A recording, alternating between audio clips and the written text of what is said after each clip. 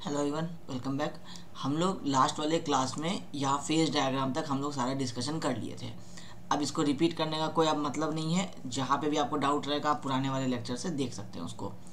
अब हम लोग इसी फेज डायग्राम को यूज़ करके कुछ डेफिनेशन समझने वाले हैं जो हम लोग डिस्कस किए थे कि वॉइड रेशियो क्या होता है, पोरोसिटी क्या होता है। उसको हम लोग अब फॉर्मूला की तरफ चेंज करेंगे और फिर उसको यूज़ करते हुए आगे हम लोग और दूसरे फॉर्मूलाज बनाएंगे जो एक्चुअली में इस वाले यूनिट में आपको सारा काम आता है। ये जो आप पढ़ते हैं इसमें आपको जब आप एग्ज़ाम का क्वेश्चंस देखेंगे या प्रीवियस ईयर का क्वेश्चन देखेंगे तो आप देखेंगे कि यहाँ से ले करके आपको लगभग यहाँ तक का ये इतना दूर से जो है ना वो आपको ऑब्जेक्टिव क्वेश्चन आता है। ऑब्जेक्टिव क्वेश्चन कैसा कि आपको 3 डेटा दे देगा, कोई एक डेटा मिसिंग रहेगा। सीधा सीधी बात है, फॉर्मूला याद रहेगा तो सॉल्व कर सकते हैं। ऑब्जेक्टिव में भी यहाँ तक कि आता है, बहुत लेंदी वाला नहीं आएगा। ऑब्जेक्टिव में वन लाइनर वाला सब आ जाएगा। आगे डिस्कस करेंगे, सब वहाँ पे क्लियर हो जाएगा कि कौन कौन सा फॉर्मूला ऑब्जेक्टिव में आ सकता है, कौन सा फॉर्मूला एग्जाम में न्यूमेरिकल में आ सकता है। कॉम्पिटिटिव एग्जाम वालों को तो खैर ये न्यूमेरिकल पता ही होगा कि ये उनको हमेशा से आया है एग्जाम में, हर एग्जाम में आता है। यहाँ तक कि गेट जो कि टफ कंसिडर किया जाता है, ये बीटेक के स्टूडेंट्स देते हैं, इनको भी पता है कि इसमें से 2 मार्क्स तो हर साल का एक क्वेश्चन 2 मार्क्स का इसी कैलकुलेशन से मिल ही जाता है, किसी ना किसी मॉर्निंग वाले शिफ्ट में या इवनिंग वाले शिफ्ट में। ये इतना इंपॉर्टेंट होता है। इसका मतलब है कि आप आज जो पढ़ रहे हैं डिप्लोमा के 3rd सेम में, ये आपको पूरे लाइफ टाइम के लिए समझ में आ जाना चाहिए। इस तरह से आपको पढ़ना है। इनकेस नहीं समझ में आता है आप हमको कॉल करके आप अपना डाउट क्लियर कर लीजिए, क्योंकि ये चीज़ समझ में आना चाहिए, ये इंपॉर्टेंट होता है। ठीक है, अब हम लोगों को ये फेज डायग्राम्स के हेल्प से ही ये सारी चीज़ें निकलती हैं। इनफैक्ट आपको अगर याद रखना है कोई चीज़ तो ये फेज डायग्राम ही अगर आपको याद रह गया पूरा, आप सारी चीज़ें निकाल लेंगे। ये फेज डायग्राम से ही तो सारा अभी फॉर्मूला निकालेंगे ना हम। तो आपको कुछ भी रटने का जरूरत नहीं पड़ेगा। 2-3 बार आप प्रैक्टिस करेंगे, आपको ये डायग्राम 1-2 बार चलो याद नहीं रहेगा, कुछ ऊपर नीचे हो जाएगा। फर्स्ट टाइम पढ़ रहे हैं आप, 3rd सेमेस्टर के स्टूडेंट हैं, एक बार अगर आप इस पूरे डायग्राम को याद कर लिए, आपको जो भी चीज़ पूछा जाएगा, क्योंकि वो हिंदी में अगर आपको क्लियर रहेगा आप इजीली उसको कन्वर्ट कर सकते हैं। हिंदी क्यों बोलते हैं, क्योंकि आप जैसे अपना जो आपका जनरल जो लैंग्वेज होता है इंडिया में, जो हम लोग नॉर्दर्न स्टेट्स में जिधर रहते हैं, इधर हिंदी एक सिंपल एक लैंग्वेज होता है सबका, मदर टंग कह सकते हैं आप उसको, वो सबको समझ में आता है। उसको फिर आप किसी भी लैंग्वेज में सीख लीजिए, वो अलग बात है, वो तो आप रटते हैं पढ़ते हैं इसलिए याद हो जाता है। तो आपको ये इंग्लिश में क्या लिखा है क्या नहीं लिखा है वो याद करने का टेंशन से ज़्यादा आप सिर्फ इस बात की चिंता कीजिए कि हम जो आपको समझा रहे हैं वो आपको समझ में आ रहा है या नहीं आ रहा है। आप अपने आप फॉर्मूला याद रख लेंगे, फिर बाकी लैंग्वेज इंग्लिश वाला याद करके एग्जाम में लिखना वो सब तो अलग इश्यू है। ठीक है, सबसे पहले एक लाइन से एक तो दिमाग में एडजस्ट कर लीजिए कि क्या क्या चीज़ आपको निकालना है। फिजिकल प्रॉपर्टी में आपको निकालना है वाटर कंटेंट, आपको निकालना है वॉइड रेशियो, आपको निकालना है पोरोसिटी, आपको निकालना है डिग्री ऑफ सैचुरेशन, आपको निकालना है एयर कंटेंट और आपको निकालना है यूनिट वेट। मेरे हिसाब से 7 हो गया होगा, 6। एक और क्या चीज़ मिसिंग हो रहा है आपका, void ratio, water content, porosity, degree of saturation, air percentage, air void. Air void को परसेंटेज में भी बता सकते हैं हम। ये 7 जो है आपको इंपॉर्टेंट पैरामीटर्स होते हैं जो आपको याद रहना चाहिए। पहले तो आप याद कर लीजिए कि पैरामीटर्स टोटल 7 होते हैं, जैसे अभी हम याद किए हुए थे। हमको पता है कि टोटल 7 होना चाहिए, 7 नहीं हुआ तो फिर याद किए कि कौन सा मिसिंग हो रहा है, याद आ गया। ऐसे ही होता है, सारी चीज़ें तो आप रटते हैं पढ़ते हैं ना, बचपन से तो सीख के नहीं आए हैं, तो ऑब्वियसली आपको टाइम लगेगा उन चीज़ों को रिकॉल करने में। जितना ज़्यादा आप टच में रहेंगे सब्जेक्ट के उतना आसान लगते चलेगा। ठीक है, 7 पहले याद रख लीजिए, ये फंडामेंटल है और इसी को यूज़ करके आप आगे और 10 फॉर्मूला बना लेंगे, लेकिन उस सारे फॉर्मूला में रहेगा यही 7 चीज़, इसलिए ये 7 समझ में आना चाहिए। ये बेसिक फिजिकल प्रॉपर्टी है आपका।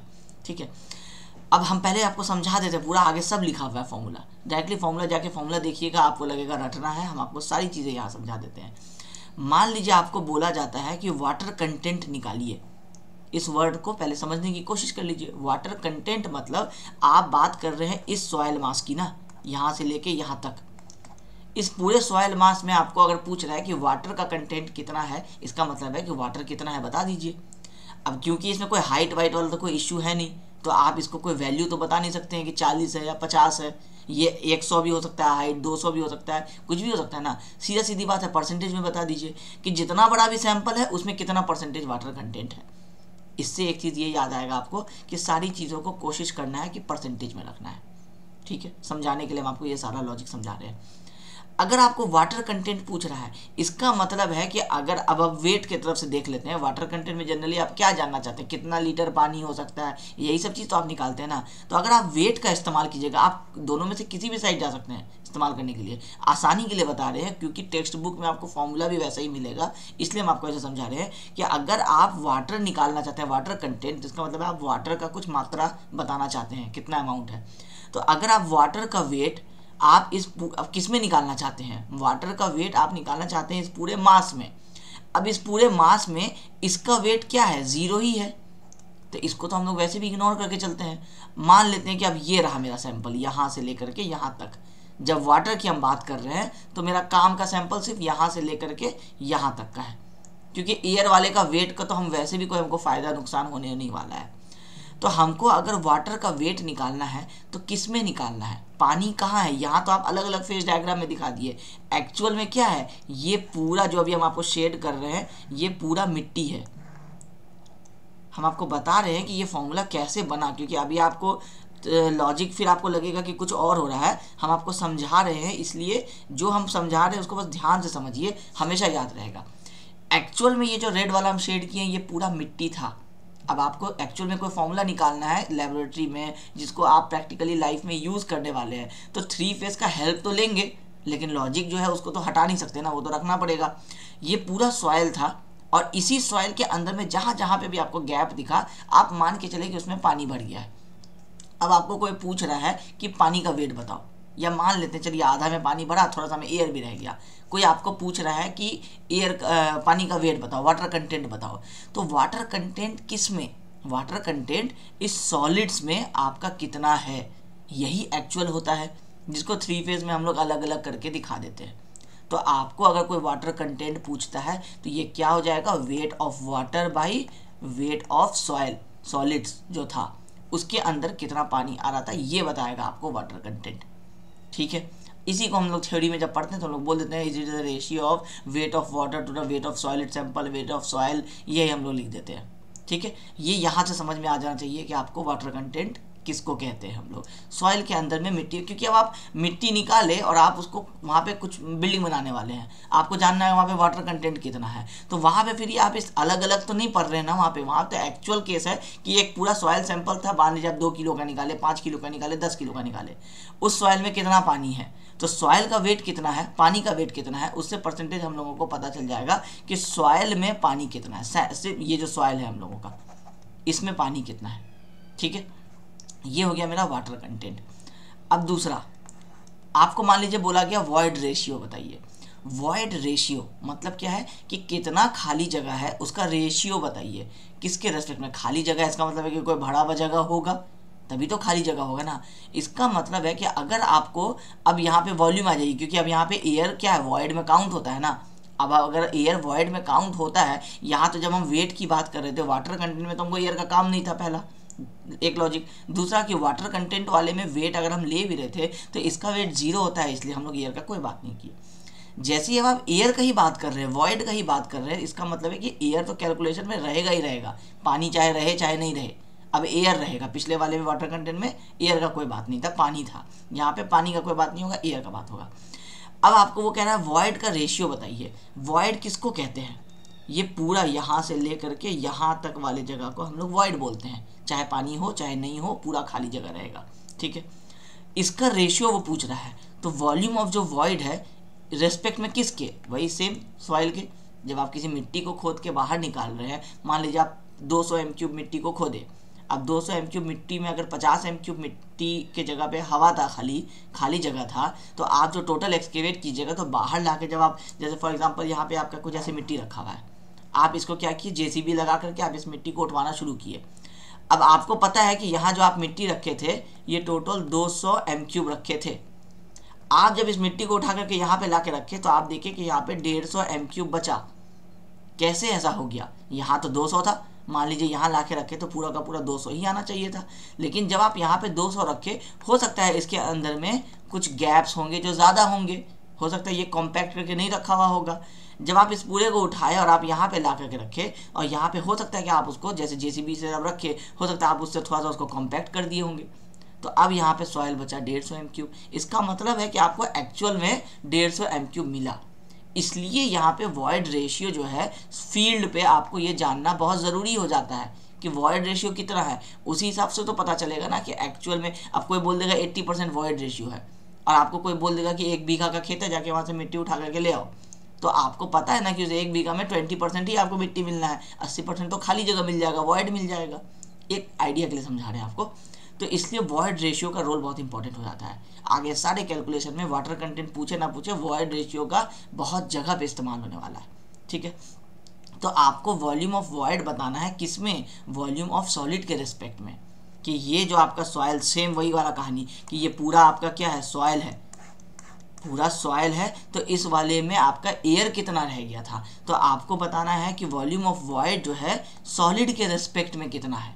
अगर सॉलिड है मान लीजिए 10 और वॉइड है मान लीजिए आपका 20, इसका मतलब है कि ये कितना है, 200% आपका हो गया वॉइड। मतलब सॉइल 10 का था लेकिन वॉल्यूम वॉइड जो है वो 20 का है, इसका मतलब है कि उससे सॉइल से ज़्यादा ही आपके पास वॉइड है अवेलेबल, तो वो 200% हो जाएगा, ठीक है। यहाँ पे भी वही सेम केस है, पानी है आपका और पानी आपके सॉइल से ज़्यादा हो सकता है। मान लीजिए आपका यहाँ पे एक नॉर्मल ग्राउंड लेवल है, ठीक है, इसमें आपका ऐसा समझ लीजिए कि यहाँ पे मान लीजिए पानी जमा हुआ है। आप इस सैंपल की बात कर रहे थे, इस सैंपल में ये वाला आपका सॉइल था। अब मान लीजिए कि यहाँ पे फ्लड आया और पूरे एरिया में यहाँ पे आके पानी जम गया, तो पानी तो इसके अंदर भी घुसा होगा जहाँ जहाँ खाली जगह मिला होगा। अब आप जब इसकी बात कर रहे हैं तो ये यहाँ से लेकर के यहाँ तक का बात होगा, पूरा काउंट होगा। अब वॉल्यूम ऑफ पानी या वेट ऑफ पानी आप देख सकते हैं कि सॉइल से ज़्यादा हो सकता है, तो वाटर कंटेंट भी आपका 100% से ज़्यादा हो सकता है। हो सकता है सॉइल कम होगा, पानी ज़्यादा होगा, जैसा होता है आपके जहाँ पे नदियों में होता है, नदी में आपका पानी ज़्यादा होता है, सॉइल कम होता है, और ज़्यादा हो जाता है तो पूरा का उसका सॉइल पता ही नहीं चलता, आपको पूरा पानी पानी लगता है। जहाँ पे वाटर लॉगिंग होता है वहाँ पे आप देखेंगे वहाँ पे आपका वाटर कंटेंट ज़्यादा होगा 100% से, क्योंकि नीचे सॉइल कम रह जाता है, पानी ऊपर ज़्यादा जमा हो जाता है। प्रैक्टिकली हम आपको एग्जांपल दे दे के समझा रहे हैं ताकि आपको समझ में आए कि ये सब क्यों निकाल रहे हैं और कहाँ काम आने वाला है। उम्मीद करते हैं कि आपको अभी तक ये लॉजिक से समझ में आ रहा होगा, क्योंकि मेरे पास इससे और अच्छा लॉजिक नहीं है समझाने के लिए, क्योंकि बहुत सारे स्टूडेंट हम लोग भी अपने पूरे 10 साल के कैरियर में देखे हैं कि सब कुछ याद है लेकिन पता कुछ भी नहीं है कि ये होता क्या है या प्रैक्टिकली कहाँ पे इस्तेमाल करते हैं, ये समझ में नहीं आता है। इसको याद करना कोई बहुत डिफिकल्ट नहीं है। आप बहुत सारे अलग अलग आप लोग कॉम्पिटिटिव एग्जाम की तैयारी जब करेंगे तो आप इसको अलग अलग लॉजिक से आप इसको याद कर सकते हैं, ट्रिक से याद कर सकते हैं, वो इश्यू है ही नहीं। इश्यू ये है कि आखिर ये कितना दिन तक याद रहेगा। अगर आप 2 साल तैयारी करते हैं तो क्या हर रोज़ तो आप जियो टेक्निकल खोल के नहीं बैठेंगे ना, तो आपको एक बार में समझ में आ जाए, इसके लिए हम आपको ये इतना कहानी का हेल्प ले रहे हैं, ठीक है। चलिए, वाटर कंटेंट हो गया, वॉइड रेशियो हो गया। अब इसी को पहले हम लोग देख लेते हैं, उसके बाद फिर हम लोग एक एक करके आगे बढ़ेंगे। वॉइड रेशियो अब यहाँ पे लिखा हुआ है, पहले वही देख लेते हैं। वाटर कंटेंट नेक्स्ट पेज में लिखा हुआ होगा। वॉइड रेशियो का क्या लिखा हुआ है, the ratio of void volume, मतलब volume of void to volume of soil volume, VV/VS, ठीक है। इसका रेंज देखिए हम यहाँ पे आपको लिख दिए हैं। ये 0 से तो ऑब्वियसली ज़्यादा होगा। अगर कहीं पे वॉइड है, सॉइल 1 ग्राम भी होगा कहीं पे, तभी तो उसमें 100 ग्राम जो होगा वो वॉइड हो सकता है ना। सॉइल ही नहीं रहेगा तो वॉइड कहाँ रहेगा, वो तो एयर हो जाएगा पूरा पूरी। 1 ग्राम सॉइल लिए, एक ग्लास में आप 1 चुटकी सॉइल डाल दिए, बाकी पूरा ग्लास खाली है, तो 0 से तो ज़्यादा ही रहेगा ना। भले 0.001 हो जाएगा वॉइड रेशियो, लेकिन 0 से तो ज़्यादा ही रहेगा। और किससे कम रहेगा, इन्फिनिटी से कम रहेगा, 100 से कम नहीं। आपको अभी हम एग्जांपल दिए थे, आप 1 ग्राम का सॉइल लिए हैं और एक पूरे ग्लास में सिर्फ यहाँ पे आप इतना सा सॉइल रख दिए। अब आपको कोई बोल रहा है वॉइड रेशियो बताइए, ये ग्लास का आपको बता दिया गया कि ये 100 m³ का है और ये सॉइल जो है ये 2 m³ है, तो आपको पता है कि ये आपको 500% या आप कह लीजिए 50 गुना आपको डायरेक्टली ये ज़्यादा है वॉइड रेशियो।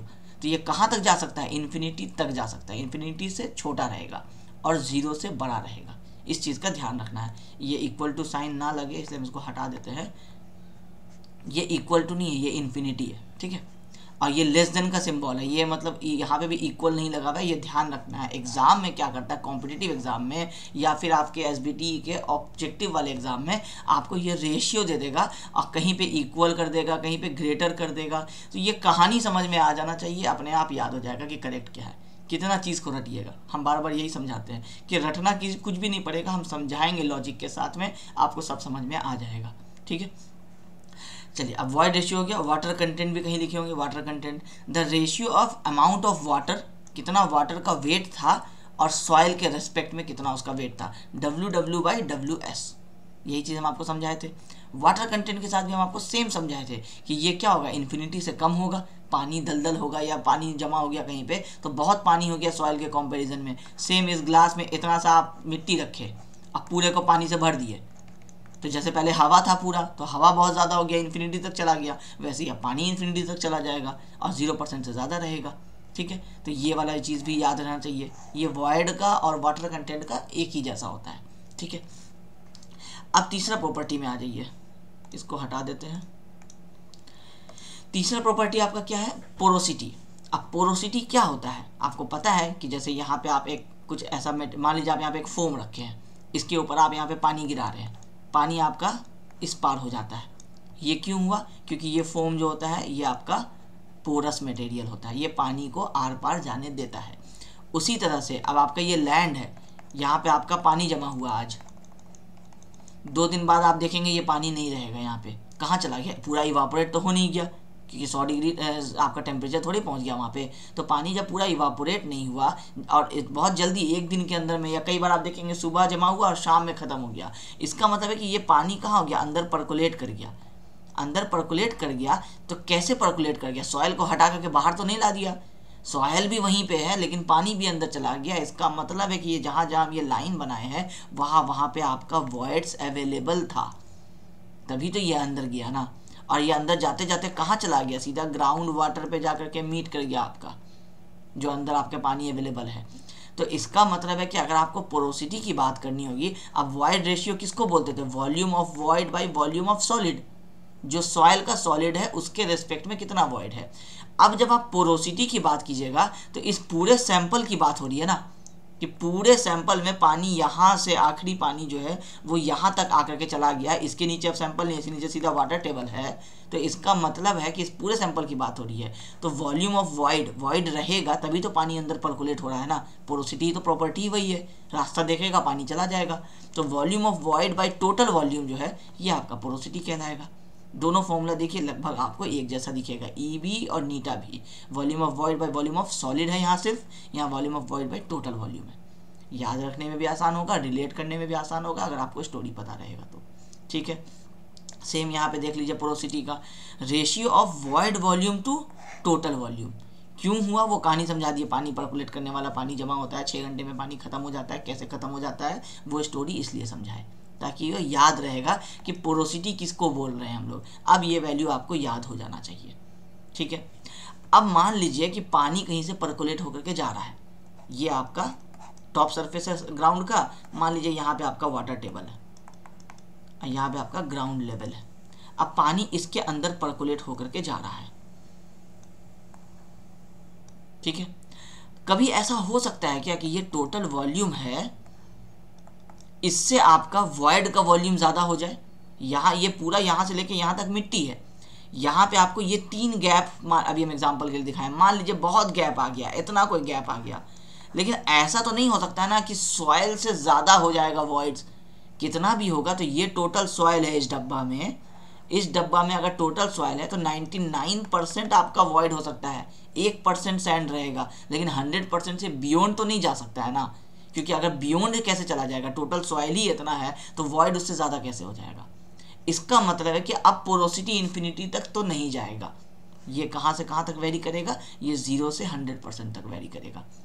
मतलब या तो ये पूरे में आपको मान लीजिए कि सॉइल सैंपल जो है ये मान लीजिए पूरा ही सॉइल नहीं मिला, आपको पूरा खाली जगह मिल गया, तो पोरोसिटी कितना हो जाएगा, 100%। मान लीजिए थोड़ा सा यहाँ पे आप इतना सा आपको सॉइल मिल गया, ये 1% आपका जगह खा रहा है, पोरोसिटी कितना मिलेगा, 99%। मान लीजिए इस पूरे में आप पूरा सॉइल भर दिए, पूरा कॉम्पैक्ट कर दिए, बिल्कुल जेसीबी रोड रोलर मंगा करके, आपका शीप फुट रोलर मंगा करके आप उसको अच्छे से कॉम्पैक्ट करके आप इसमें कुछ भी नहीं छोड़े, पोरोसिटी कितना हो जाएगा, 0, पानी जाएगा ही नहीं। मान लीजिए आप यहाँ पे पूरा एकदम सीमेंट कंक्रीट करके वाटर प्रूफिंग करके कुछ इतना डेप्थ कर दे दिए कि पानी उसके ऊपर जितना आप आज रखे 10 साल बाद भी उतना ही मिल रहा है, पोरोसिटी कितना होगा, 0। तो पोरोसिटी 0 से 100 तक वेरी कर सकता है। अब इसको 0 to 1 लिखिए या फिर 0% to 100% लिखिए, वो एक ही चीज़ है। समझदार हैं आप लोग, ठीक है। अब ये इक्वल टू 0 से लेके इक्वल टू 1 तक हो सकता है। इसमें आप देख रहे होंगे कि 0 से बड़ा, इन्फिनिटी से छोटा। उसके पीछे का रीज़न समझा रहे थे कि वॉइड जो है वो कभी भी 0 के इक्वल नहीं हो सकता है ना। वॉइड है इसका मतलब है कि 0 से तो ज़्यादा ही है, या तो नहीं है, तो फिर वॉइड रेशियो का बात ही नहीं होगा, ठीक है। पोरोसिटी जो है वो आपका 0 से लेके 1 तक वेरी करेगा, और 0 भी हो सकता है 1 भी हो सकता है। वॉइड रेशियो और वाटर कंटेंट कभी 0 और इन्फिनिटी ये नहीं हो सकता है। ये 0.001 से लेस देन इन्फिनिटी, मतलब थोड़ा सा इन्फिनिटी से कम वाला वैल्यू जो है वो हो सकता है आपका, ठीक है। ठीक है, ये 3 चीज़ हम लोग समझ गए। चौथा चीज़ क्या था हम लोगों का? Degree of saturation. वापस आ जाइए। डिग्री ऑफ सैचुरेशन क्या है? नाम से समझिए पहले, सब फॉर्मूला अपने आप समझ में आ जाएगा। डिग्री ऑफ सैचुरेशन, सैचुरेशन मतलब क्या होता है कि कितना पानी भर, सैचुरेट मतलब क्या? पानी, सीधा सीधी बात है। किसी चीज़ को गीला कर दिए, आटा में पानी पहले थोड़ा सा डाले तो बहुत कम एक तरह से आपको पता चलता है। सूखा आटा में जब डालते हैं फिर पानी डालते चले गए, एक टाइम पे सही पानी मिल जाता है, पूरा आटा आपका गूंदा जाता है। और पानी डालते चले जाइएगा तो वो दलदल बन जाएगा, फिर वो आटा आपका बनने वाला नहीं। लेकिन क्या है, सैचुरेट तो आप पूरा कर दिए। तो सैचुरेशन वर्ड को वहाँ से समझने की कोशिश कीजिए कि कितना पानी रिक्वायर्ड था, उसके हिसाब से आप कितना पानी डालें। तो पानी आप 0 से ले करके 100% तक कितना भी डाल सकते हैं। हो सकता है कि आपके सॉइल में बिल्कुल भी पानी ना हो सकता है कि आपके सॉइल में पूरा ही जितना भी गैप है आप सारे में पानी भर दिए। इसी चीज़ में हो सकता है कि ये पूरा पानी भर गया हो, 2 फेज सिस्टम बन गया हो 3 फेज के बदले, या नहीं तो पूरा एयर हो गया होगा, ये पानी भी खत्म हो गया होगा। यही तो हो सकता है ना। इसका मतलब है कि ये 0% से ले करके 100% तक के बीच में कुछ भी वैल्यू हो सकता है। इसका मतलब है कि पोरोसिटी और डिग्री ऑफ सैचुरेशन ये दोनों क्या हो सकते हैं? 0 to 100। वाटर कंटेंट और वॉइड रेशियो क्या हो सकते हैं? Greater than 0 and less than infinity. अब ये रटने की जरूरत नहीं, पता होना चाहिए आपको ये सारा चीज़, क्योंकि एग्जाम में पूछेगा तो यही सब चीज़ पूछेगा। लेकिन आपको ये रटने की जरूरत नहीं है, आपको लॉजिक एक तरह से आप समझिए कि डेफिनेशन समझ लीजिए, डेफिनेशन के समझने के बाद फॉर्मूला बना लीजिए और सोचिए कि क्या हो सकता है, अपने आप आपको ये रेशियो समझ में आ जाएगा, ठीक है। अब डिग्री ऑफ सैचुरेशन का फॉर्मूला क्या हो सकता है? पूरे वॉइड में पानी आप भर दिए, क्योंकि सॉइल तो सॉइल ही रहेगा, आटा जितना था आपका उतना ही रहेगा। अब उस गमला में और जितना जगह बचता है उसमें आप कितना पानी डालते हैं, वही चीज़ रहता है। अगर आपका कोई ये एक तरह से इस तरह से पॉट है जिसमें आप आटा गूंदने वाले हैं, अगर पहले से इतना आटा भरा हुआ है तो आप जब इसमें टोटल पानी भरेंगे तो टोटल पानी तो आप सिर्फ इतना ही भर पाएंगे ना, बाकी तो आटा रहेगा ही ना एज इट इज़। जब आप इसको फुल भर भी देंगे पानी तो भी सॉइल तो उतना ही रहेगा। इसका मतलब है कि आपका रिमेनिंग अब बच गया कि वॉइड कितना था इसमें, आटा सॉइल को छोड़ दीजिए, अब वॉइड कितना बचा था, उस बचे हुए वॉइड में आप पानी डाल रहे हैं, पूरा पानी बिल्कुल नहीं डाल रहे हैं, या थोड़ा सा पानी डाल रहे हैं, वो डिपेंड करता है। इसका मतलब है कि डिग्री ऑफ सैचुरेशन किसकी बात कर रहा है? पानी की बात कर रहा है। अगर हम वॉल्यूम के टर्म में बात कर लें तो वॉल्यूम ऑफ वाटर किसके रेस्पेक्ट में? वॉल्यूम ऑफ वॉइड के रेस्पेक्ट में। एक पूरा खाली जगह में कितना पानी हम दे रहे हैं, या तो हम पूरे को पानी भर दें तो पूरा पानी हो जाएगा, या तो हम पूरे को हवा कर दें तो 0 पानी हो जाएगा, या तो हम थोड़ा पानी थोड़ा हवा दोनों रखें। इसका मतलब है कि डिग्री ऑफ सैचुरेशन आपका volume of water by volume of void कहाँ से कहाँ तक वेरी कर सकता है? 0 से 100% तक वेरी कर सकता है। इसका सेम डेफिनेशन देख लीजिए, the ratio of water volume, air नहीं होगा, the ratio of water volume to void volume. Water का कितना वॉल्यूम दे रहे हैं और वॉइड के रेस्पेक्ट में। अगर हम इस वाटर वॉल्यूम को टोटल वॉइड में जितना गैप था उस पूरे में भर दें तो हम कह सकते हैं कि वाटर वॉल्यूम क्या हो जाएगा? वॉइड वॉल्यूम के बराबर हो जाएगा। मान लीजिए ये आपका वॉइड है पूरा, ये आपका पूरा वॉइड है, इस पूरे वॉइड में अगर आप पानी भर दिए तो ये वॉल्यूम ऑफ एयर हट जाएगा, ये पूरा क्या हो जाएगा? यहाँ से यहाँ तक वॉल्यूम ऑफ वाटर हो जाएगा, और ये किसके बराबर हो जाएगा? वॉल्यूम ऑफ वॉइड के बराबर हो जाएगा। तो जब वॉल्यूम ऑफ वॉइड के बराबर हो जाएगा तो volume of void by volume of void क्या हो जाएगा? 100% हो जाएगा। मान लीजिए आप वॉल्यूम ऑफ वाटर दिए ही नहीं, 0 कर दिए, तो ये 0 हो जाएगा, तो ये कितना आंसर हो जाएगा, 0% हो जाएगा। आ गया लॉजिक यहाँ से सारा आपको, ठीक है। ये हो गया चौथा फिजिकल प्रॉपर्टी, 4 हम लोग समझ गए। पांचवा आ जाइए यूनिट वेट, या उससे पहले आ जाइए आप एयर कंटेंट। इसमें शायद नहीं लिखा हुआ है, हम लिख देंगे बाद में। एयर कंटेंट, एयर कंटेंट मतलब क्या, सेम जैसे डिग्री ऑफ सैचुरेशन की बात हो रही थी, बस वैसे ही अब आप एयर की बात कर लीजिए। मान लीजिए आप पूरे वॉइड को हवा से भर दिए तो एयर कंटेंट 100% हो गया। अगर आप पूरे वॉइड को पानी से भर दिए तो एयर कंटेंट 0 हो गया, जैसे अभी हम लोग किए डिग्री ऑफ सैचुरेशन में। इसका मतलब है कि डिग्री ऑफ सैचुरेशन जब भी 100% होगा तो आप कह सकते हैं कि एयर कंटेंट जो होगा, इसको AC से डिनोट करते हैं, एयर कंटेंट जो होगा वो 0 हो जाएगा। अगर डिग्री ऑफ सैचुरेशन 0 होगा तो आप कह सकते हैं कि एयर कंटेंट आपका 100% हो जाएगा। तो एयर कंटेंट क्या हुआ, volume of air by volume of void, कि उसी वॉइड में पानी नहीं भर के, आप हवा की बात करें तो पूरा हवा भर दें, कि थोड़ा सा हवा भर दें, या बिल्कुल हवा नहीं भरें, उसी हिसाब से एयर कंटेंट आपका हो जाएगा, ठीक है। अब आ जाइए, ये हो गया 4-5 चीज़ हम लोग यहाँ समझ गए। अब आ जाइए यूनिट वेट में। अब आते हैं सॉयल का, कि जो आपका यूनिट वेट हम लोग अब तक पढ़ते आए हैं, क्या होता है, वेट पर यूनिट वॉल्यूम। अब वेट किसका, तो अब यूनिट वेट में अलग अलग चीज़ें अब आने लग जाती है। अब यूनिट वेट अपने आप में एक लेंदी टॉपिक है, अब इस पे आ जाते हैं। अब उसको नहीं समझाते हैं, वहाँ पे एक ही चीज़ है। यहाँ पे हम आपको समझा दिए कि यूनिट वेट अगर आपको पूछता है कि फिजिकल प्रॉपर्टी एक्सप्लेन कीजिए, physical property of soil explain कीजिए, या फिर स्पेसिफिकली कह दे कि इसमें कोई 5 प्रॉपर्टी को एक्सप्लेन कीजिए, बहुत तरीके से पूछ सकता है आपको क्वेश्चन कि कोई 5 प्रॉपर्टी को मिनिमम एक्सप्लेन कीजिए। मान लीजिए आप लिखना चाहते हैं उसमें यूनिट वेट को, तो आप लिख दीजिए ratio of weight by volume. अब वेट बाय वॉल्यूम के आगे वेट किसका, वॉल्यूम किसका, अब ये बात अब यहाँ पे डाउटफुल रह जाता है। तो इसलिए यूनिट वेट को सिर्फ इतना लिख करके छोड़ देना है। अगर बोलता है यूनिट वेट को एक्सप्लेन कीजिए, यूनिट वेट के ऊपर आप अपना पूरा एक्सप्लेनेशन दीजिए, तो आ जाइए इस वाले टॉपिक में। अब यूनिट वेट 5 टाइप के हो सकते हैं आपको। एक आपका बल्क यूनिट वेट, समझा देंगे अभी सारा। एक ड्राई यूनिट वेट, एक सैचुरेटेड यूनिट वेट, एक आपका सबमर्ज यूनिट वेट, और एक आपका सॉइल सॉलिड का यूनिट वेट, कि सिर्फ सॉइल जो है सॉलिड पार्टिकल्स उसका कितना यूनिट वेट है।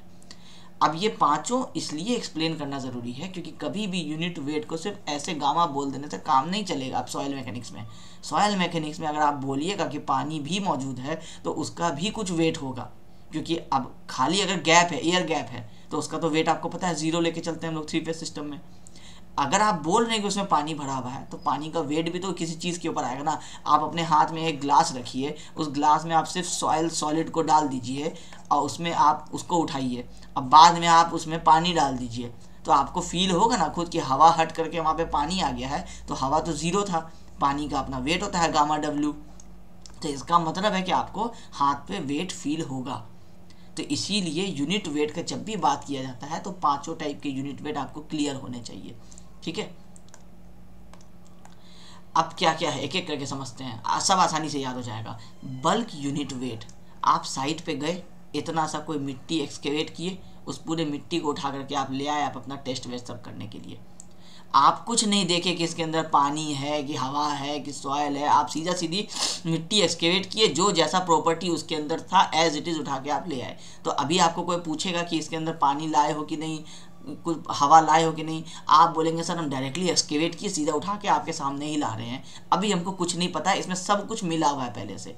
वो कहलाता है बल्क यूनिट वेट। नाम से समझ में आ रहा होगा, बल्क मतलब सब कुछ है, अभी पता ही नहीं, अभी gamma is equal to W/V है। यही वाला चीज़ हम लोग यहाँ पढ़े थे।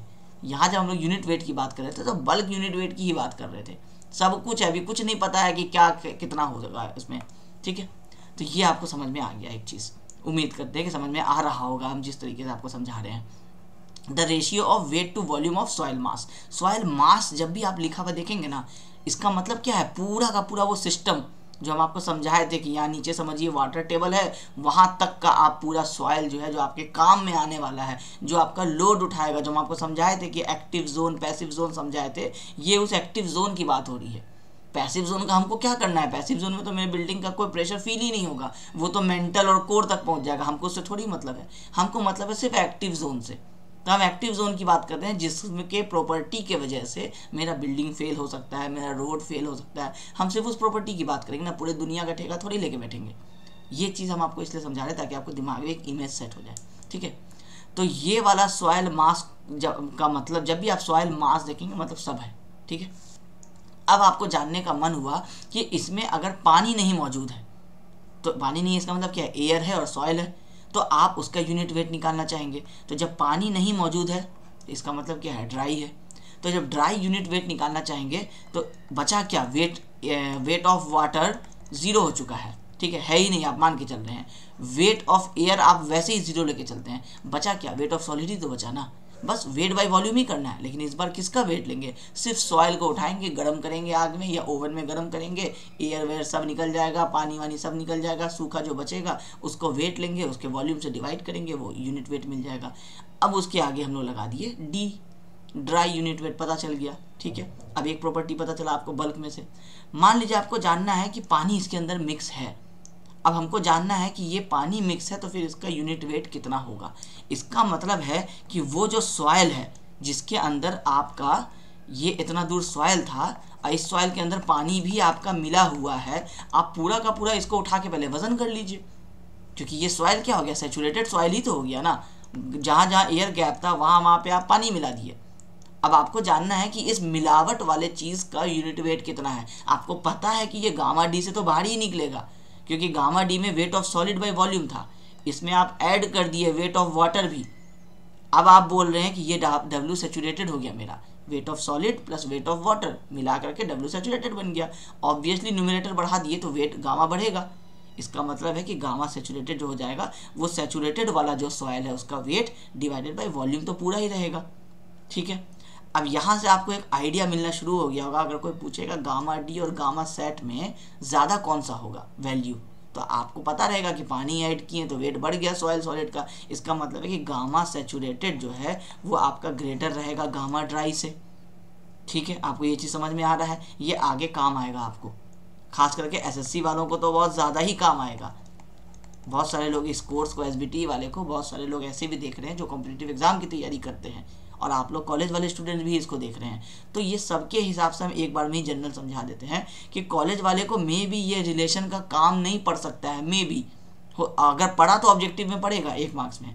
एसएससी जेई वालों को इससे घुमा फिरा करके क्वेश्चन पूछ लेता है, कभी पूछ लेगा कौन कम है, कभी पूछ लेगा कौन ज़्यादा है, कभी पूछ लेगा इसमें से ऑड वन कौन सा है। जैसे आपको 2-3 पूछ देगा, एक कुछ और टाइप का, एक कुछ और टाइप का पूछ देगा, बोलेगा इसमें से ऑड कौन सा है, तो गामा सेट लिखा होगा, गामा डी लिखा होगा, गामा लिखा होगा और आपको डब्ल्यू डब्ल्यू लिख देगा। तो आपको पता है कि ये तीनों यूनिट वेट है। ये वाला आपका जो है ये वेट ऑफ वाटर की बात हो रही थी, ये ऑड वन आउट हो गया इस तरह से करके। तो आपको टोटल कहानी समझ में आना चाहिए जो हम सुना रहे हैं। मेरे पूरे लेक्चर में हमेशा हम आपको एक ही बात बोलते हैं कि मेरा लेक्चर सुनना बहुत ज़्यादा इंपॉर्टेंट है। कंटेंट तो आपको हर जगह, मेरे से अच्छा कंटेंट भी कहीं हो सकता है आपको मिल जाए, इम्पॉर्टेंट है जो हम आपको सुना रहे हैं, जो हम आपको समझा रहे हैं, ठीक है।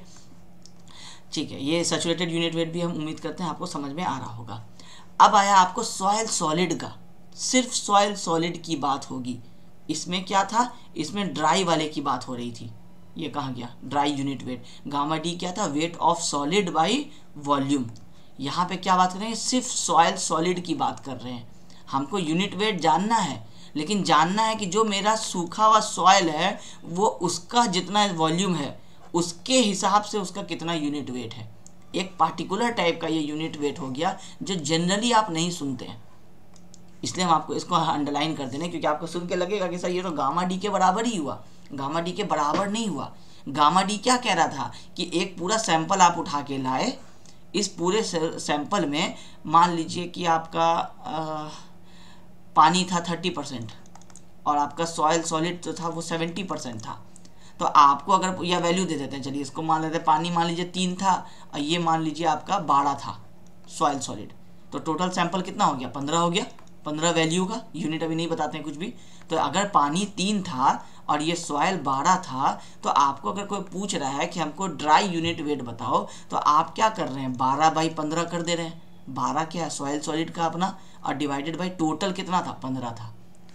अब यहाँ पे आपको कोई पूछ रहा है कि मेरा ये बता दो कि एक सॉइल है ऐसे, ये पूरा सॉइल में हम हवा पानी सब निकाल दिए, सिर्फ सॉइल की हम बात कर रहे हैं। ये मेरा सॉइल है, मान लीजिए 12 वैल्यू है, और इसका ये ऐसे कर लेते हैं, ये वॉल्यूम, यहाँ पे वेट।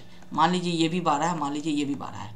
अब कोई बोल रहा है कि हमको सिर्फ सॉइल का बता दो कि यूनिट वेट कितना होगा, तो हम उसका वेट लेंगे डिवाइड बाई उसका वॉल्यूम करेंगे। अब ये 12/15 नहीं होगा क्या, अभी कितना हो गया 12/12। आप फील कर सकते हैं कि ये 1 वैल्यू आ रहा है, यहाँ पे 1 से कम वैल्यू आ रहा था, क्योंकि यहाँ टोटल वॉल्यूम की बात हो रही थी, यहाँ पे वॉल्यूम को कम कर दिया गया, सिर्फ सॉइल के वॉल्यूम की बात हो रही है। बहुत छोटा सा फर्क है, समझ में आना चाहिए क्लियर कट। और एग्जाम में क्वेश्चन कॉम्पिटिटिव एग्जाम में यहाँ से फंसाएगा।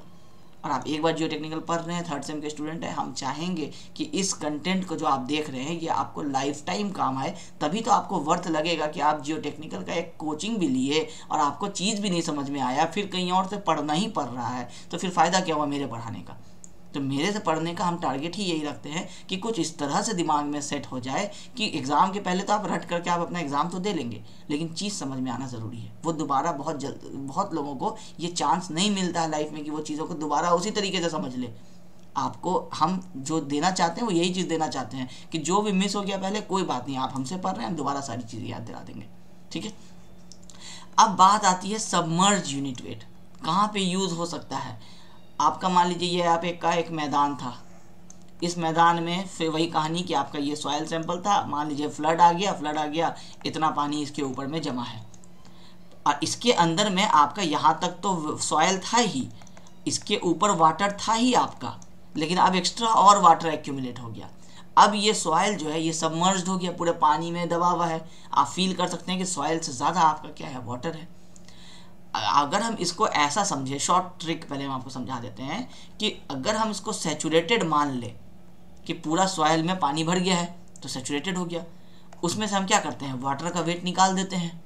तो वाटर का वेट निकाल देंगे तो रिमेनिंग क्या रह जाएगा, सॉइल का वेट रह जाएगा, वो कहलाएगा मेरा सबमर्ज यूनिट वेट। ये हो गया शॉर्ट ट्रिक। अब आ जाइए कि इसको लॉजिक, अब इसके हिसाब से जैसे हम लोग इसका अपना फॉर्मूला निकालें, अब उस हिसाब से समझ लीजिए। आपका सॉइल जो है वो क्या हो गया, सबमर्ज्ड हो गया। सबमर्ज्ड हो गया तो आपको फील होगा ऐसा कि जब भी कोई चीज़ सबमर्ज हो जाता है तो उसका वेट जो है वो थोड़ा कम फील होता है। अब सॉइल का जो भी वेट है पानी के सबमर्ज होने के बाद, जो भी सॉइल सैंपल का वेट है, वो वेट सबमर्ज्ड वाला, यहाँ पे ब्रैकेट में इसलिए लिखा हुआ है क्योंकि डब्ल्यू सॉलिड तो यहाँ भी है, ये सूखा वाला सॉलिड है, ये सबमर्ज वाला सॉलिड है, मतलब गीला वाला सॉलिड है, डिवाइडेड बाई टोटल वॉल्यूम। अब टोटल वॉल्यूम कहाँ से कहाँ हो गया, यहाँ से काउंट होगा क्योंकि पूरा पानी के अंदर सबमर्ज्ड है ना।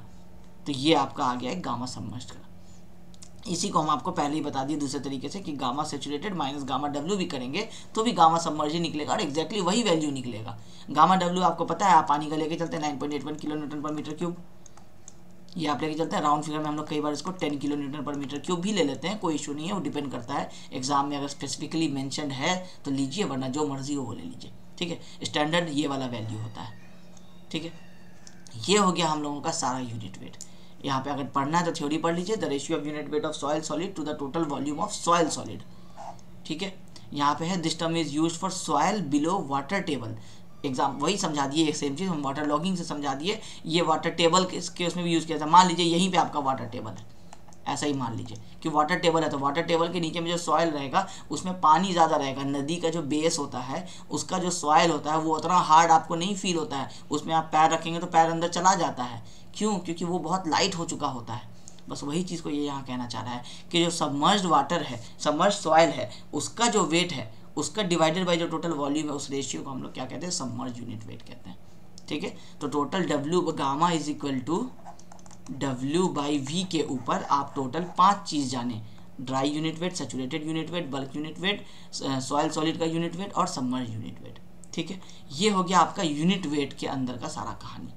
इतना टाइप का यूनिट वेट है। क्वेश्चन क्या हो सकता है, फिजिकल प्रॉपर्टी तो आप पढ़ ही रहे थे भी, क्वेश्चन आ सकता है यूनिट वेट ऑफ सॉइल क्या होता है, एक्सप्लेन कीजिए। एक्सप्लेन करने का मतलब है कि जितने टाइप्स है सब बताइए, तो वही सारा टाइप्स बताइएगा। कहानी जो आपको समझा रहे हैं बस वही है, इस पर ज़बरदस्ती और कोई थ्योरी जो है वो नहीं लिखा जाता है। इस तरह की जो चीज़ें होती हैं इसमें ज़बरदस्ती और कुछ जो हम आपको समझाए कि पानी जमा हो गया तो ये हो गया, ये सब नहीं लिखा जाता है एग्जाम्स में। सिंपल सा बात है कि कितने तरह के होते हैं, ये पहले नाम लिख दीजिए पाँचों को, पाँचों का थ्योरी यहाँ पे लिख दीजिए, उसका फॉर्मूला लिख दीजिए, ख़त्म, और कुछ नहीं करना है, फुल मार्क्स मिलेगा हमेशा। ठीक है, ये सब टेक्निकल चीज़ होता है, इसका थ्योरी को ज़बरदस्ती एक पेज का नहीं बनाया जाता है, ये जो है एज इट इज़ बस लिख दीजिए उसको। अब एक लास्ट चीज़ जान लीजिए, स्पेसिफिक ग्रेविटी। सॉइल की बात हो रही है, तो सॉइल की बात हो रही है, तो सॉइल को हम लोग पानी के हिसाब से अगर चेक करना चाहें 4 डिग्री सेल्सियस पे जो स्टैंडर्ड पानी का वेट होता है उसके हिसाब से अगर हम लोग चेक करना चाहें सॉइल मेरा हल्का है, सॉइल मेरा भारी है तो कितना भारी है, ताकि उस हिसाब से हम आगे जितना भी हम पढ़ेंगे, डेप्थ में जितना भी हम जाएंगे वहाँ पे स्पेसिफिक ग्रेविटी की बात होगी, बार बार होगी कि पानी के हिसाब से स्पेसिफिक ग्रेविटी चेक कीजिए कितना है सॉइल का, उसके हिसाब से बहुत सारे पैरामीटर्स बदल जाएंगे। इसका मतलब है कि स्पेसिफिक ग्रेविटी हमको जानना ही होगा। एज अलोन स्पेसिफिक ग्रेविटी का हो सकता है आपको कोई काम नहीं हो, लेकिन आगे जितने भी आप इंजीनियरिंग प्रॉपर्टीज निकालेंगे उसमें कई वैल्यूज होंगे जो जी के ऊपर डिपेंड करेंगे। तो आपको हमेशा जो आपका यूनिट वेट ऑफ सॉइल है उसको यूनिट वेट ऑफ वाटर से कंपेयर करके आपको चेक कर लेना है। जनरली सॉइल क्या होता है, पानी से ज़्यादा भारी होता है, पानी का यूनिट वेट 9.81 होता है। सॉइल का स्टैंडर्ड वैल्यू कुछ होता नहीं है, लेकिन आप मानेंगे तो 16 से 18 किलो न्यूटन पर मीटर क्यूब के रेंज में ये गामा का वैल्यू होता है। वो भी वेरी कर सकता है, 5 टाइप का सॉइल आप पढ़े हैं यूनिट वेट, तो 5 टाइप का आपका अलग अलग हो सकता है। जनरल जो है वो 16 से 18 के बीच में गामा सैचुरेटेड की बात कर रहे हैं। गामा सैचुरेटेड 20 होता है, ये हम लोग जनरल बल्क की बात कर रहे हैं गामा की, कि ये 16 से 18 के रेंज में आपका हो सकता है। ठीक है, यही होता है आपका स्पेसिफिक ग्रेविटी, कि किसी स्टैंडर्ड वाटर के केस में, फ्लूइड के केस में, जैसे आप किसी भी फ्लूइड का निकाल सकते हैं, किसी भी चीज़ का निकाल सकते हैं, फ्लूइड मैकेनिक्स में भी आप पढ़े हुए रहते हैं, तो gamma solid divided by gamma water, इसका रेशियो को हम लोग स्पेसिफिक ग्रेविटी बोलते हैं। ये आगे एक इंपॉर्टेंट पैरामीटर है, हर जगह पे काम आएगा। ठीक है, ये हो गया मेरा सारा। अभी हम यहाँ पे एयर कंटेंट जब नोट्स देंगे तो उसमें लिख देंगे, उसका कोई इशू नहीं है। अब ये सारे चीज़ तो आपको पता चल गया। यहाँ पे हम लोगों का एक तरह से आप कह सकते हैं कि एक बल्क पोर्शन जो है ये आपका कंप्लीट हो गया। हम लोग आज पढ़े बेसिक डेफिनेशन, जो कितने प्रॉपर्टीज है फिजिकल, तो वॉइड रेशियो पढ़े, पोरोसिटी पढ़े, वाटर कंटेंट पढ़े, डिग्री ऑफ सैचुरेशन पढ़े, यूनिट वेट पढ़े, स्पेसिफिक ग्रेविटी पढ़े, एयर कंटेंट पढ़े। उसके बाद यूनिट वेट के अंदर भी हम ये बहुत सारी चीज़ों को पढ़ लिए। अब बात आती है, एक चीज़ हम अभी आपको बताना चाह रहे थे, हाँ, कि आपको यूनिट वेट को कंपेयर करने का हम यहाँ बता देते हैं, यहाँ खाली जगह। अभी हम यहाँ पे हाथ से लिख देते हैं, उसके बाद हम इसको नोट्स में टाइप कर देंगे। ठीक है, अब हम लोग क्या करने वाले हैं, कंपैरिजन करने वाले हैं। कंपैरिजन करने वाले हैं क्या, कि इन सारे यूनिट वेट में से जो आप पढ़े, gamma saturated, gamma solid, gamma saturated,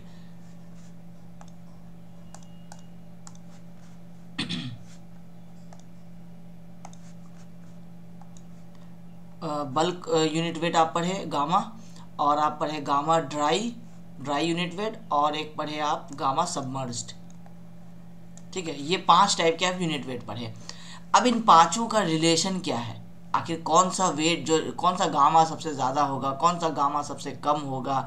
इससे क्या होगा ना कि एक आइडिया लगेगा कि कल को अगर आपको कहीं पे कह देता है कि एक जगह पे सैचुरेटेड वाला आपको फॉर एग्जांपल समझा, एक क्वेश्चन पूछ लेता है ऐसा, जनरली एसएससी भी नहीं पूछेगा, गेट वगैरह में पूछ सकता है कि मान लीजिए ये आपका एक रिटेनिंग वॉल है, ठीक है, नीचे इसका यहाँ पे ऐसे फुटिंग है, अब इसमें पूरा में यहाँ पे ऐसे सॉइल भरा हुआ है। ठीक है, अब इस सॉइल में बोल देगा कि एक सॉइल है जिसमें वाटर टेबल जो है वो यहाँ पे है, ठीक है, और एक सॉइल है जिसमें वाटर टेबल जो है वो आपका इस फुटिंग से नीचे है यहाँ पे। अब पूरा हाइट सेम है, सबका थिकनेस सेम है, सॉइल का भी आपको यहाँ पे दे दिया है कि वाटर टेबल यहाँ है और यहाँ वाटर टेबल यहाँ दे दिया है, और लिख दिया है कि ये भी आपका, और यूनिट वेट के बारे में कुछ बताया नहीं है, सिर्फ आपको सिचुएशन समझा दिया कि आपका ये हाइट कितना होगा, 3 मीटर दोनों सेम हाइट का होगा। फिर उसके बाद लिख देगा कि सेम सॉइल का टाइप होगा, तो यहाँ पे सॉइल टाइप भी क्या होगा, सेम कर देगा, और आपको बोलेगा कि एक जगह पे वाटर टेबल यहाँ आ रहा है, एक जगह पे वाटर टेबल यहाँ आ रहा है, इन दोनों में सिचुएशन में किस वाले सिचुएशन में रिटेनिंग वॉल पे ज़्यादा लोड पड़ेगा, ज़्यादा प्रेशर आएगा। अब ये क्वेश्चन पूछ लेगा इस तरह से। अब आपको यह हो सकता है आपको वैल्यू पूछ ले कि एग्जैक्टली बताइए कि यहाँ पे कितना प्रेशर का वैल्यू आ रहा है, ठीक है, कुछ भी ऐसा सिचुएशन पूछ लेगा। तो अगर हम आपको कंपेयर करने बोलेंगे कि इस सिचुएशन में और इस सिचुएशन में किस में ज़्यादा खराब होगा, तो आपको कोई लॉजिक पता होना होगा ना, तभी तो फिर आप बता पाएंगे ना। अगर सॉइल का टाइप सेम है, हाइट सेम है, इसका मतलब है यूनिट वेट की बात अब होगी, और यूनिट वेट से पता चल जाएगा हम लोगों को कि कौन सा वाले का यूनिट वेट कम है, कौन सा वाले का ज़्यादा है। जिसका यूनिट वेट ज़्यादा होगा वो ज़्यादा प्रेशर देगा। अब यूनिट वेट किसका ज़्यादा होता है, वैल्यू तो दिया नहीं है, इसका मतलब हम लोगों को क्या करना होगा, कंपेयर करना होगा। कंपेयर करेंगे हम लोग इस सिचुएशन को इस सिचुएशन से कंपेयर करेंगे।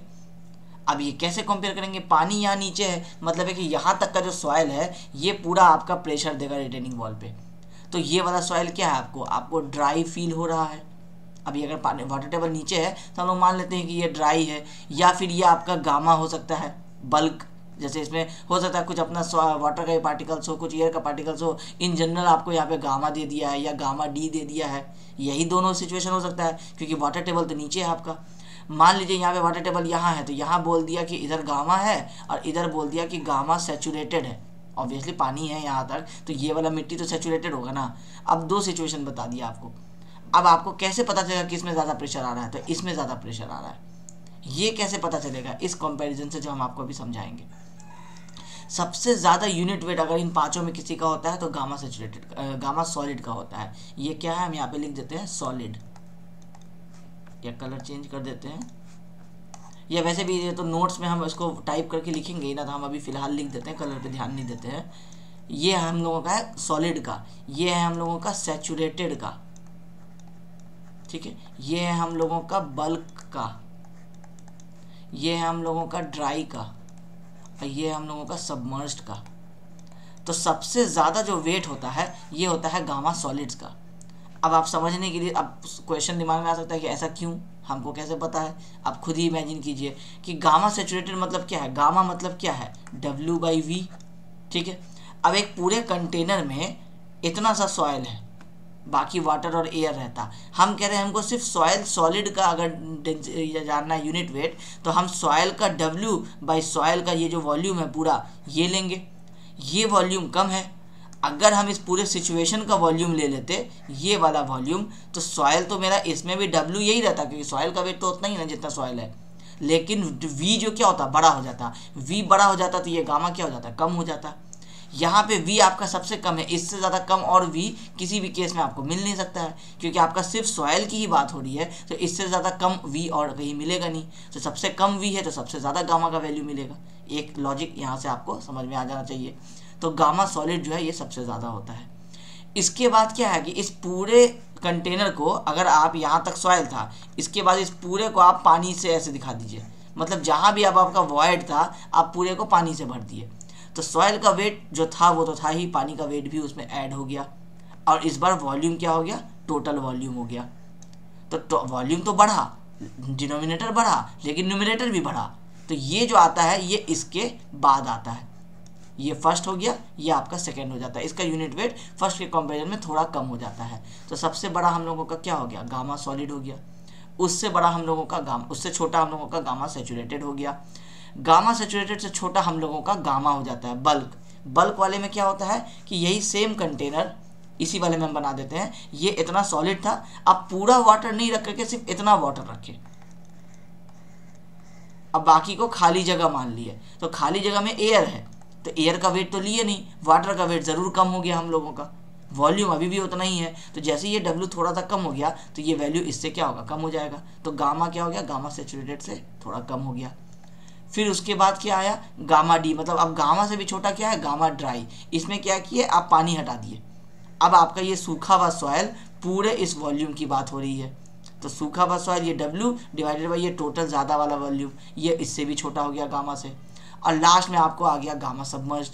गामा सबमर्ज्ड में क्या है, सॉइल का अपना वेट ही सबसे बहुत कम हो जाता है, क्योंकि पूरा पानी के अंदर में मिला हुआ रहता है। नदी की बात हो रही है, नदी का जो बेस होता है उस बेस की बात हो रही है, वहाँ का सॉइल आपको सबसे ज़्यादा लाइट वेट का मिलता है। ये वैसे ही आपको याद हो जाएगा गामा सबमर्ज्ड। तो ये वाला जो कंपैरिजन है ये हम आपको डाल देंगे आपके नोट्स में, थ्योरी में लिख करके, ये आपको याद रखना है। ये आपको SSC JEE में बहुत काम आएगा।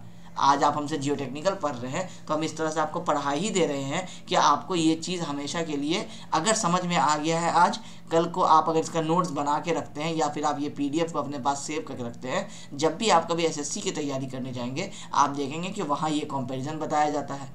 अब वहाँ पे एक्सप्लेनेशन में समझ में आपको आए नहीं आए, हम आपको आज ही यहाँ पे समझा देने की कोशिश कर रहे हैं, ठीक है।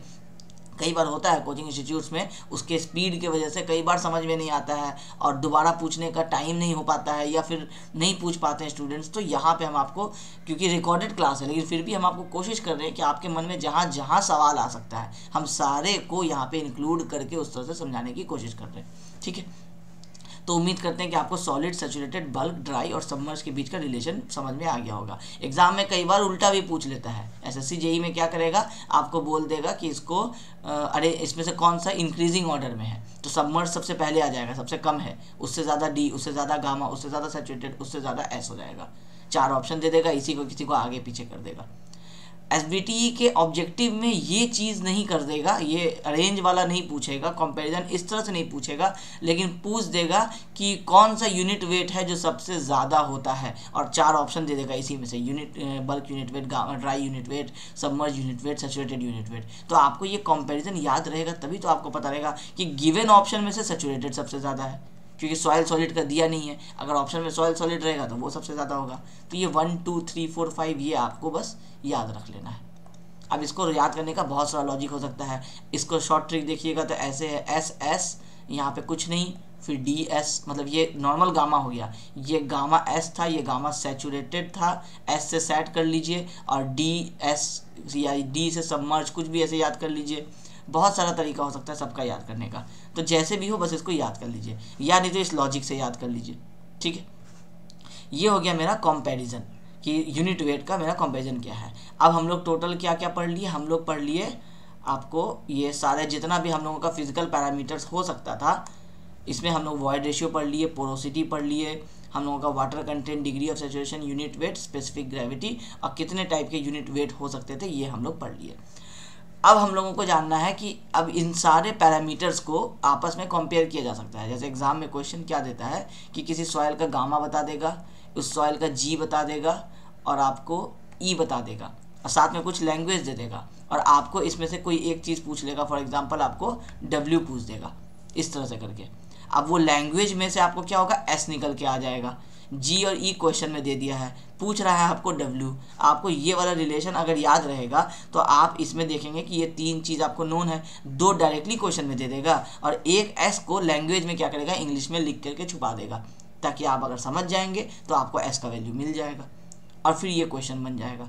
तो ये रिलेशन का ये जो फॉर्मूला आप देख रहे हैं, ये फॉर्मूला तो कॉम्पिटिटिव एग्जाम वाले स्टूडेंट डायरेक्टली याद कर लेते हैं, लेकिन आप क्योंकि कॉलेज गोइंग स्टूडेंट है, आपको जो क्वेश्चन पूछेगा वो पूछेगा कि रिलेशनशिप को बताइए कि dry unit weight, bulk unit weight और वाटर कंटेंट के बीच में रिलेशनशिप क्या है। ये वाला तो खैर वैसे आपका एक तरह से आप कह लीजिए कि ये फाइनल फॉर्मूला है, इसको आपको डिराइव नहीं करना है। इसको हम लोग कह सकते हैं कि ये लेबोरेटरी से, लैब एक्सपेरिमेंट से किया हुआ ये आपका फॉर्मूला है। इसको आपको एज इट इज़ याद कर लेना है, इसका कोई लॉजिक नहीं है। बाकी सारे फॉर्मूला जो है ये डिराइव होते हैं, किससे डिराइव होते हैं, वही 3 पेज डायग्राम से। तो ये हम लोग आज नहीं करेंगे, ये हम लोग अब कल वाले क्लास में करेंगे। हम आपको एक एक करके ये 2 रिलेशन जो आप यहाँ देख रहे हैं, और जो आगे फर्दर आपका और रिलेशंस है जो हम पहले आपको डिराइव कर देंगे, उसके बाद हम उसको नोट्स में वहाँ पे जो भी उसमें से काम की चीज़ें होंगी जो नोट्स में रखना होगा हम अरेंज कर देंगे। ठीक है, तो हम लोग नेक्स्ट वाले क्लास में, आज हम लोग पढ़ लिए फिजिकल प्रॉपर्टीज पूरा फॉर्मूला के साथ, लॉजिक के साथ। नेक्स्ट वाले क्लास में हम लोग इस रिलेशनशिप को ये करेंगे, और ये बहुत ही ज़रूरी है, क्योंकि जब भी आपको न्यूमेरिकल आएगा, ये जितना भी आप फॉर्मूला देख रहे हैं, ये सारे फॉर्मूला से सिर्फ ऑब्जेक्टिव का न्यूमेरिकल हो सकता है, इससे सब्जेक्टिव का न्यूमेरिकल डायरेक्टली कभी नहीं आएगा। सब्जेक्टिव का जब भी न्यूमेरिकल आएगा 4 मार्क्स का, 6 मार्क्स का, अगर जियो टेक्निकल में इस वाले चैप्टर से पूछता है, तो फिर आपको वो इस वाले रिलेशन वाले में से पूछेगा, और इस रिलेशन वाले में उस पीछे वाले फॉर्मूला का यूज़ होना है।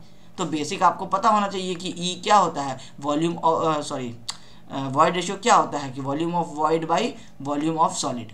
आपको पोरोसिटी क्या होता है, volume of void by full volume. ये आपको पता होना चाहिए, और उसके बाद उसको कहीं ना कहीं पे यूज़ करके आपको जैसे ये वाला पूछ देगा, जैसे पोरोसिटी बता देगा और आपको जी बता देगा, आपको एस क्वेश्चन में तो लैंग्वेज में लिख देगा, बोलेगा डब्ल्यू निकालिए। अब आपको पता है डब्ल्यू निकालने के लिए ई चाहिए होता है, लेकिन आपको क्या किया, आपको पोरोसिटी दे दिया, तो पोरोसिटी से पहले आप ई निकाल लीजिए। तो आप ये वाला रिलेशन यूज़ कर लीजिएगा, या ये वाला रिलेशन, और फिर उसके बाद उसको यूज़ करके आप ये निकालिएगा। तो बहुत सारे फॉर्मूला को यूज़ करके एक न्यूमेरिकल पूछ देगा। गेट में ऐसे ही पूछता है, एसबीटी के एग्ज़ाम में अगर न्यूमेरिकल पूछेगा तो ऐसे ही पूछेगा। हम सारी चीज़ें आपको एक्सप्लेन करेंगे। अभी हम एक बहुत जल्दी में आपको बहुत सारा आइडिया दे दिए, नहीं भी अगर समझ में आ रहा है अभी तो कोई टेंशन लेने की ज़रूरत नहीं है। अगर आपको यहाँ तक का सारा लेक्चर समझ में आ रहा है तो आपको आगे का भी सारा लेक्चर समझ में आएगा। ये मेरी कोशिश रहती है कि हम आपको सारी चीज़ें जो है अच्छी तरीके से समझा देंगे। और बीच बीच में आप लोग अगर अपने रिव्यूज़ बताते रहेंगे कि आप कोर्स में कहाँ तक पहुँचे हैं, कितना आपको इसमें कहीं पे कोई डाउट हुआ है या नहीं हुआ है, तो उससे हम लोगों को भी एक आइडिया मिलता रहता है। क्योंकि लेक्चर्स तो आप आज लेक्चर्स देख रहे हैं, मतलब ये आज या कल ही रिकॉर्ड हुआ होगा, तो इससे हम लोगों को एक आइडिया हो जाता है कि अगर आपको कहीं पे कोई प्रॉब्लम हो रहा है तो हम उसी हिसाब से उसको फिर अपने आगे वाले लेक्चर्स में एडजस्ट कर सकेंगे। रिव्यू नहीं आने से भी हम लोग समझ जाते हैं कि आपको कोई प्रॉब्लम नहीं हो रहा होगा, लेकिन अगर आप एक रिव्यू दे देंगे किसी एक सब्जेक्ट के ऊपर जिसका भी आप कोर्स ले रहे हैं, अगर आप सिर्फ व्हाट्सएप भी कर देंगे कि इस सब्जेक्ट में आपको कुछ समझ में ऐसा है जो नहीं आ रहा है, या फिर आपको जो भी आप पढ़ रहे हैं वो आपको समझ में आ रहा है, तो थोड़ा हम लोगों को भी हेल्प हो जाएगा। हम आपको और अच्छे तरीके से इस कंटेंट को हम उसको आपको बना सकेंगे कि हमको क्या और चीज़ें बतानी चाहिए, स्टूडेंट का क्या पॉइंट ऑफ व्यू है वो भी हम लोगों को पता चल जाता है। इसलिए जितना ज़्यादा आप कन्वर्सेशन करेंगे उतना ज़्यादा हम लोगों के लिए भी ईजी होगा, आपके लिए भी ईजी होगा। ठीक है, तो आज के क्लास को हम लोग यहीं पे रहने देते हैं। हम लोग कल ये रिलेशनशिप वाला चैप्टर जो है, इसके सारे ये जो फॉर्मूलाज हैं ये हम लोग कल डिराइव करेंगे, और डिराइव एग्जाम में आएगा। एग्जाम में कई बार न्यूमेरिकल्स नहीं पूछ करके बोल देता है कि इस रिलेशनशिप को ऐसे पूछेगा, relation between degree of saturation, void ratio, water content, specific gravity को एक्सप्लेन कीजिए। एक्सप्लेन करने का मतलब ये है कि डिराइव कीजिए और दिखाइए कि ये फॉर्मूला SE=WG कहाँ से आ गया। तो ये फॉर्मूला तो याद रखना है न्यूमेरिकल के लिए, और डिराइव करने जानना है क्योंकि आपको एग्जाम में पूछ सकता है SBT में सेमेस्टर में। ठीक है, तो आई होप आपको आज ये जो क्लास हम लिए ये आपको समझ में आया होगा। Thank you.